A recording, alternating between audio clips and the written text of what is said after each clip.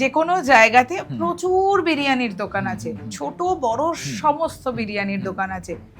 প্রত্যেকে কি ভালো বিরিয়ানি বানাতে পারে কলকাতায়? ভালো বিরিয়ানি বোধহয় একটু কমে গেছে, সিগনিফিকেন্টলি কমে গেছে।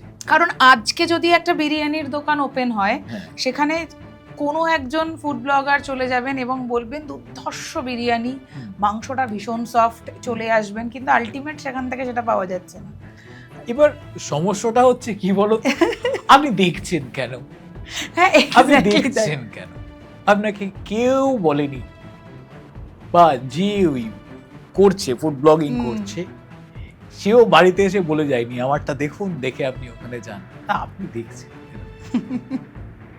তবে এটা যেরকম একটা দিক যে কলকাতায় ভালো বিরিয়ানি কমে যাচ্ছে, আরেকটা ভালো দিক হচ্ছে জেলায় প্রচুর ভালো ভালো বিরিয়ানির দোকান হয়ে গেছে, যারা অ্যাকচুয়ালি বিরিয়ানিটা বানাতে পারছে। আগে একটা সময়, মানে আমার ছোটবেলায় বা তোমার ছোটবেলাতেও, বিরিয়ানি ইজ লাইক আ মহার্ঘ খাবার। ভীষণ। দুর্গা পুজোয় বা কোনো বিয়ে বাড়িতে বিরিয়ানি হয়ে, বিয়ে বাড়িতে হতো না, তখন বিরিয়ানি হতো না।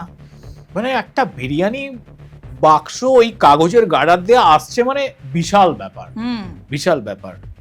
আর আমি যেহেতু বললাম আমার আপব্রিঙ্গিংটা এখানে নর্থ কলকাতায়, তা বিরিয়ানি মানে আমাদের কাছে ছিল রয়্যাল।